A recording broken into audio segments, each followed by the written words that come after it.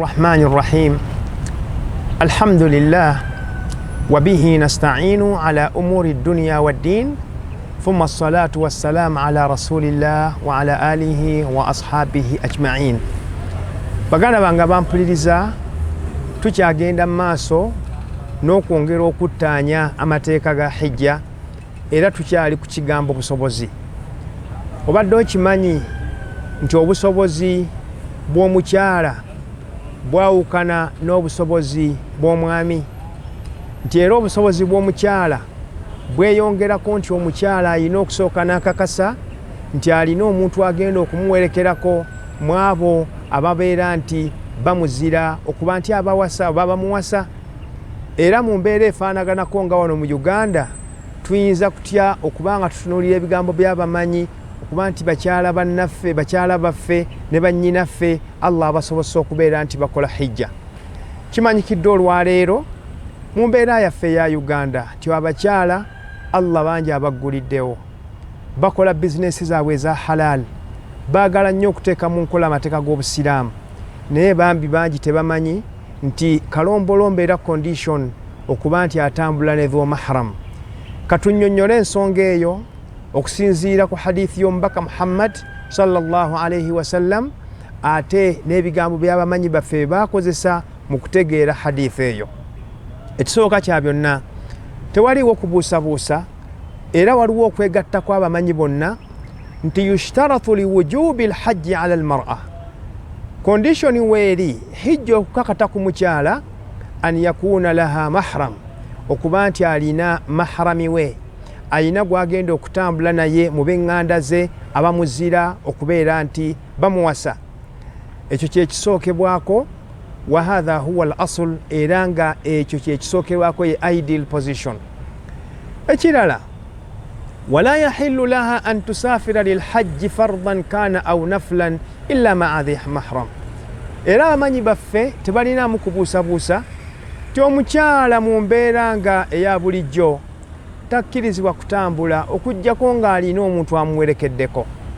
Wa hadha, ekyo kye boogerako liqawli nabiyyi sallallahu alayhi wasallam, olw'ekigambo kya nabbi ekimanyikiddwa, la tusafiru almar'atu, omukyala tatambula illa ma'a dhi mahramin, okuggyako ng'alina omuntu amuwerekeddeko amuzira okuwasa. Mu hadithi endala mulimu nti masiratu yawmin wa layla, olugendo olw'omusana oba olw'olunaku n'ekiro kyalwo. Kyokusatu, gwe bayita mahrami yaani, kubanga oyinza okusanga olwaleero ng'abantu bayitirizza nnyo okwogera mbu ono anko wange, naye nga anko gw'ayogerako tebalina luganda naye. Oyinza okusanga omuntu ng'alowooza nti mulamu we, muganda wa bbaawe oba muganda wa mukyala we, n'alowooza nti oyo naye mahram. Gwe bayita mahram tutandikira ne bbaawo bw'obanga oli mukyala mufumbo. Bw'obanga toli mufumbo, omuntu yenna mu baŋŋanda zo nga takkirizibwa kubeera nti akuwasa. Kitwale nga taatawo, kitwale nga mwannyoko, n'abantu abafaanagana oba abatambulira mu kategore eyo, oba mutabani wo n'abantu abafaanaganako ng'abo. Ensonga endala, bwe tuba twogera ku mahrami ono, tuleme kukitwala nti nsonga ya kusaaga era nsonga ya kubalaata. Mahrami ono ayina kubanga muntu mukulu, ayina okubanga mutegeevu, ayina okuba nti ekigendererwa ky'okutambula n'omukyalo ono akitegeera bulungi. Li anna alqasda, kubanga ekigendererwa hifdhu almar'a, okuba nti akuuma omukyalo ono, wasuyanatuha, n'okuba nti amukugira okuba nti tafuna buzibu bwonna, tafuna kukemezebwa kwonna, tafuna kutawaanyizibwa kwonna mu lugendo olufaanaganako bwe lutyo. Omwana omuto tabeera mahramu wo, omuntu atategeera bulungi tabeera mahramu wo, n'abalala abatambulira mu kkowa eryo. Naye mu nsonga ya hijja, senga omukyala abanga tafunye mahram, ekigambo ky'abamanyi mabniyan ala al asl, okusinziira ku kikolo annahu la yajibu alayha alhajj. Kyala bw'aba afunye ssente naye n'anoonya omuntu ayina omuwerekera n'atamufuna oba ayinza okubaawo naye ng'ale talina busobozi, min haithu al aslu omukyalo oyo takakasibwako hijja. Lwaki twogera bwe tutyo? Kubanga tugambye nti min shuruti wujubi alhajji ala almar'a, mu nsonga ezikakasa ku mukyala hijja kwe kuba nti ayina mahram, nga bwe kiri mu hadithi ya nabbi Muhammadi sallallahu alayhi wasallam. Ensonga endala nti eyo ye position emanyikiddwa, naye waliwo gye bayita al ijtihadu al maqasidi, oba okukola ijtihadu okusinziira ku maqasidu sharia. Eyo enkola siffe tugisooseeko, wabula bakadde baffe abaatukulembera mu ilmu ekyo kye baalinga nga batambulirako okuviira ddala ku nabbi Muhammadi sallallahu alayhi wasallam.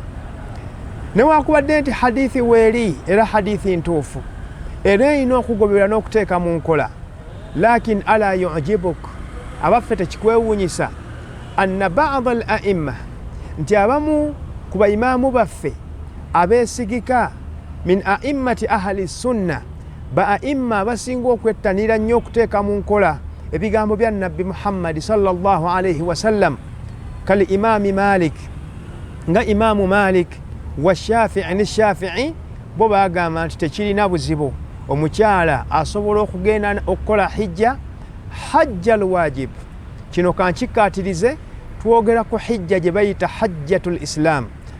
Hijja eyo esooka eyetteeka nti omukyala bw'atuuka awo n'aba nga tafunye mahram, okusinziira ku madhhabu ga imaamu Shafi'i ne imaamu Malik, tewali buzibu, asobola okutambula ng'atalina mahram naye ng'agoberedde ebintu bino wammanga.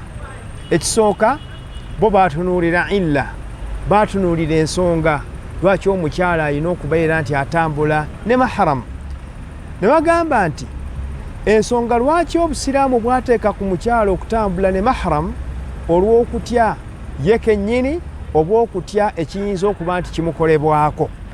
Kati okutya okwo bwe kuba nga kuvuddewo, fa idha faqada al khawf, okutya okwo bwe kuvaawo ala al mar'a, ku mukyala, awo mu mbeera efaanaganako bwetyo, alladhi min ajlihi ishturita al mahram, ng'embeera eyo ye yaleeta akalombolombo ak'amahrami. Ne boogera embeera zino wammanga. Esooka bi an kanat al mar'atu thiqatun fi nafsiha, nga bw'onoosanga ng'omukyala ye kennyini mukyala yeesigika, mukyala ali honest, omukyala eyeewa ekitiibwa, kyekisookerwako nti mukyala gwe ayagala okugenda okukola hijja naye nga toyina muntu akuwerekera. Abaffe ensaazo ziririddawa, ensonyizo ziririddawa, obwesimbu obuliriddawa, kyekisookerwako kubanga gwe kennyini gwe weevunaanyizibwako asooka, era Allah subhanahu wa ta'ala agenda kusooka kubuuza gwe.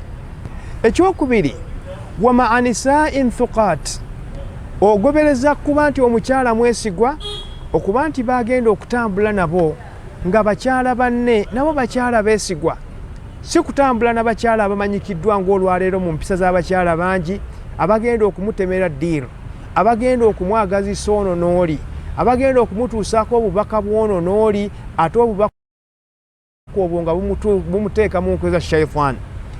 Ekirala abamanyi kye baayogerako, aw kanat kabira, era ekyo tujja kukiraba mu bigambo bya riwaaya ya imaamu Ahmad.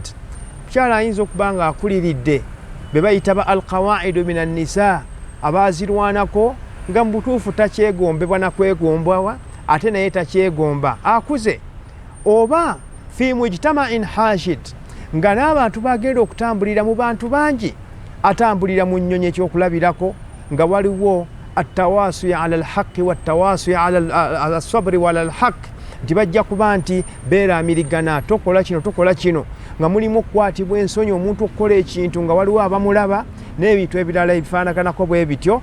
Okusinziira ku bamalikiya ne bashafiiya, tewali buzibu okusinziira ku mbeera eyo omukyala okutambulira mu mbeera efaanaganako bwetyo. Naye bwe baba nga bakyala banne nabo tebalabise, dhakara al ulama, abamanyi baffe bagamba nti omukyala era asobola okutambula ng'atambulidde mu rafaqatun ma'muuna min arrijaali wannisa, asobola okuba nti atambulidde mu guruupu y'abasajja ne mu guruupu y'abaami naye nga beesigwa. njagala kukozesa omukisa guno okukubiriza abantu bonna abagenda mu hijja okuba nti tutereeza enniya zaffe n'okubeera nti tuli beesigwa. Abamu ku mmwe Allah subhanahu wa ta'ala abawadde nga kumpi buli mwezi ogenda n'olaba ku Kaaba, buli mwaka ogenda mu hijja kubanga oli mutawifu, ne kikuleetera okutandika okunyoomerera, ne kikuleetera okuba nti otandise okumanyiira okuba nti Makka ya bulijjo, omutima gwo ne guyingiramu embeera eyinza okwagala okukola ensobi ng'oli mu lugendo luno olwa hijja, n'otamanya nti ensobi nnene nnyo nga bwe twakulembezamu ebyo bye twayogerako. Kyayogera okuva ku Sheikh al-Islam Ibn Taymiya mu kitabo kya al-Ikhtiyaratu al-Fiqhiyya yagamba ti tahujju kullu mra'atin amina, buli mukyala yenna ali safe, omukyala yenna ali sekiwa asobola okukola hijja ma adami mahram, newakubadde nga talina muntu amuwerekeddeko lizawali l'illa, kasita olw'okuba nti ensonga eyamuganyisa okutambula yekka ebeera evuddewo, yensonga ya security, yensonga y'okuba nti tagenda kubeera nti ataataaganyizibwa. Nga tumaliriza ensonga eno, nkyogeddeko ne ngamba nti Imaamu Ahmad bin Hanbal mu riwaaya emu yalaga nti okwawula wakati w'omukyala akyali omuvubuka ng'amaanyi ge gakyalabirwako, feesi ye ekyatunda, ebitundu bye eby'omubiri nga bikyamweyagaza ate era nga byeyagaza n'abo bamutunuddeko, wal kabira al ajuz, n'omukadde oba oliawo atakyalina nnyo shahwatu rijal, n'abasajja be bamutunulako tebalina nnyo kumwegomba wabeera nti bali nabo. N'agamba nti nga riwaaya bweri egamba nti qaala al-Mirwazi, ono omu ku bantu bafuqahau baffe yagamba nti wasuila an imra'atin ajuzin kabira, nti Imaamu Ahmad yabuuzibwa ku mukyala nga mukulu nga mukadde, laisa laha mahram, naye nga talina amuwerekerako mu hijja, okusinziira ku hadithi ya Nabbi sallallahu alayhi wasallam, wawujidat qauman salihin au wawajadat qauman salihin, naye n'asanga abantu nga basajja balongoofu. Betusaba Allah subhanahu wa ta'ala fenna tuteeke min ahli salah. Imaamu yaddamu n'agamba intawallati hiya nuzulu warrukub, omukyalo oyo bw'abanga asobola okulinnya n'okukka okuva mu nnyonyi n'okubeera nti agirinnya okuyingira mu woteeri madaala naki n'okuvaamu, walam ya'khudhu rajulun biyadiha, nga tewaliiwo agenda kukwata ku mukono gwe, fa arju, Imaamu agamba nti nnyina essuubi okuba nti akkirizibwa okukola hijja, liannaha tufaariku ghayraha, kubanga oyo abeera wanjawulo tafaanaganako n'oli omulala, fi jawaazi nazari ilaiha, okuba nti obusiraamu bukkiriza okumutunulako, lil amni min al mahdhur, kubanga wabeerawo safety, wabaawo security, obutagwa mu nsobi eyo eyaziizibwa. Fakadha huna, Imaamu n'agamba na kino bwe kityo bwe kiri, ekitegeeza nti omukyala bw'abanga akuliridde nga teyeegombwa okusinziira ku kigambo ky'abamanyi, akkirizibwa okutambula nga talina mahram. Era waliwo ne hadithi oba waliwo n'ekitabo kya al-Insaf ekigamba nti la yushtaratu al-mahramu fi al-qawa'id min an-nisa, abakyala abakuliridde mu myaka si tteeka okuba nti bo batambula ne bamaharim, kubanga bo tetutya nnyo fitina eyinza kubeera nti ebatuukako. Lwaki abamanyi baffe batunuulira embeera eyo newakubadde nga hadithi ya Nabbi sallallahu alayhi wasallama weeri gye tukulembeza? Kubanga waliwo hadithi endala eyayogerwa Adi ibn Hatim at-Ta'i, ti Nabbi sallallahu alayhi wasallama yamubuuza n'amugamba hal ra'ayta al-hira, abaffe wamanyako ku kitundu kye bayita hira? N'amugamba nti lam araha, sikirabangako, wakad umbitu anha, naye bakinnyumizaako. Nabbi n'agamba nti fa in talat bika hayatun, Katonda bw'anaaba akuwadde ku bulamu, latarayinna dha'ina, ojja kulaba omukyala tartahilu min alhira, atambula okuva mu kifo kye bayita hira, hatta tatuufa bilkaaba, agenda akola hijja yeetoolole kaaba, la takhaafu ahadan illa Allah, nga talina gwatidde okujjako Allah, kubanga ekkubo ligenda kuba ddungi, kubanga tagenda kuba na kintu kyonna kimutaataaganya ekigenda okuba nga kimusuula mu fitina. N'olw'ensonga eyo, omukyala bw'abanga alina obusobozi naye nga talina busobozi bwa mahram, obanga mahram taliiwo, tekirina buzibu, akkirizibwa okubeera nti akola hijja, wa hijjatuha sahiha, era hijja yentuuka okutuuka ku extent ti n'abasajja abamanyikiddwa ennyo mu masairu gano ga Ibn Baz yagamba nti hijja yo teyinaako buzibu naye abeera ayawukanye ku sunna z'omubaka Muhammadi sallallahu alaihi wasallam.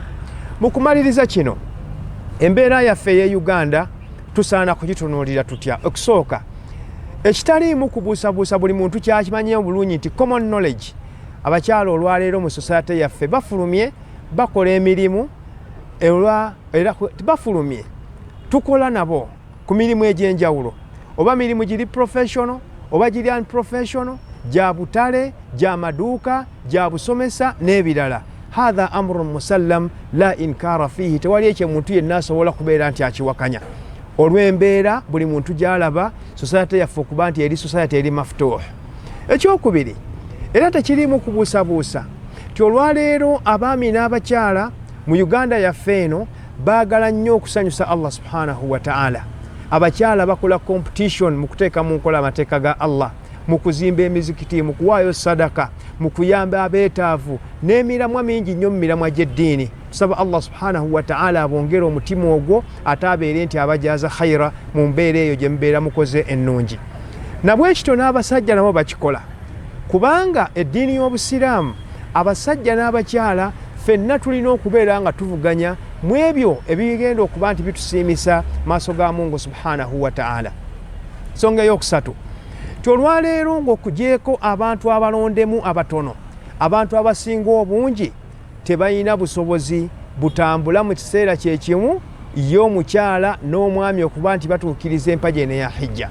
Era ebiseera ebisinga obungi mukimanyi mbeera yakwekwatakwata, omusajja n'asookayo, omukazi n'aleeta akasente n'akwongerezaako, bw'akomawo ate omukyala n'agenda naye omusajja n'akwata akasente akaliwo n'amwongerezaako.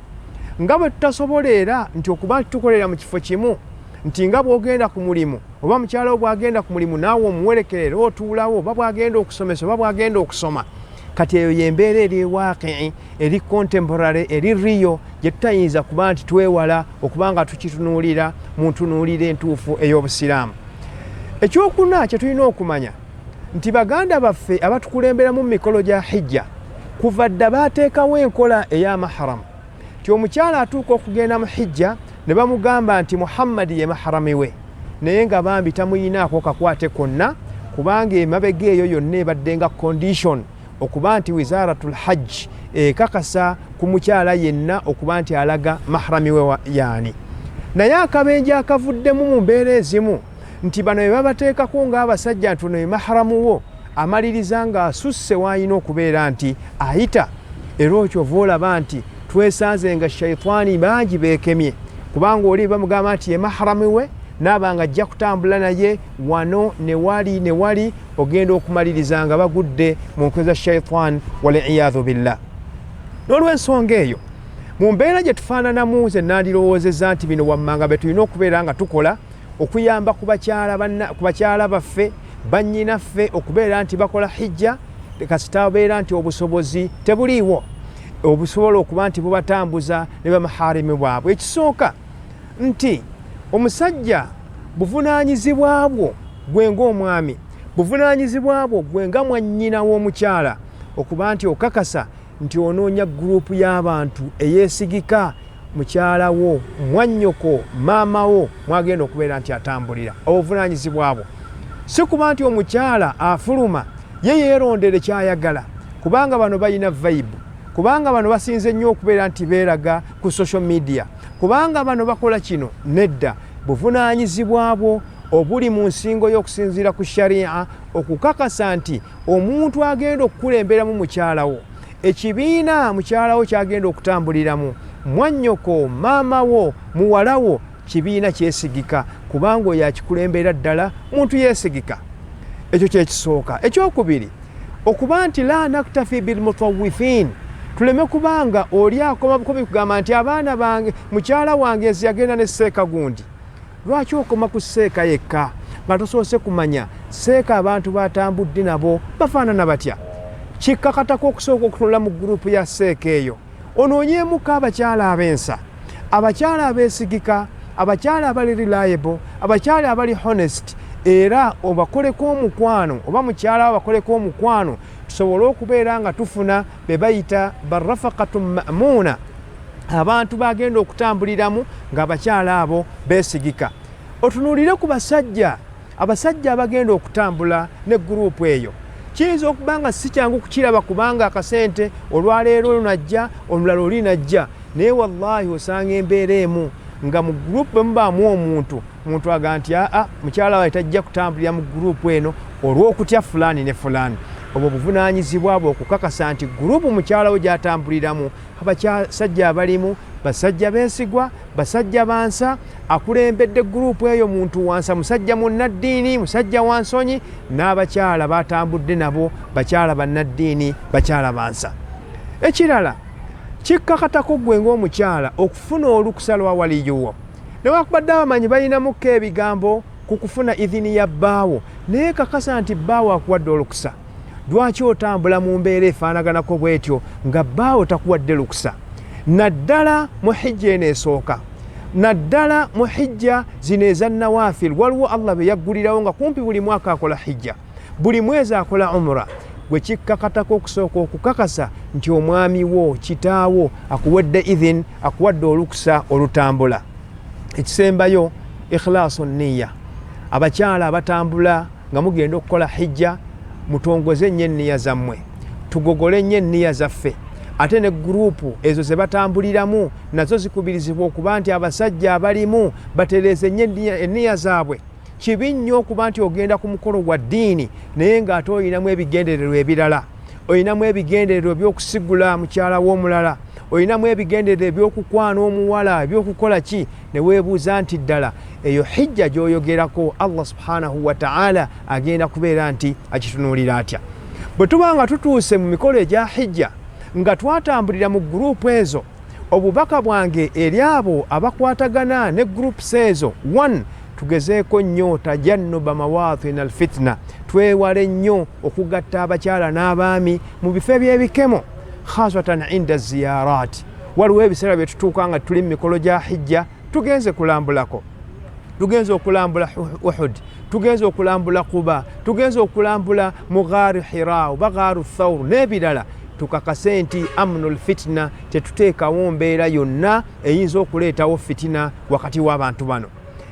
Inda tasawuq, mu biseera by'okugenda mu shopping, abakyala bayinza okuba nga batambudde naye ng'omugugu oba akasente tekawera, n'atambula n'omusajja nga ye $, taziinaamu buzibu, agenda okuvaayo eyo ng'akemeddwa. Bw'ayatwala abantu buvunaanyizibwa bwe okukakasa nti efitina eyo tetambula. Shaitaani togitemera kkubo eriyinza okuba nga liyingira mu bantu afaanaganako bwe batyo.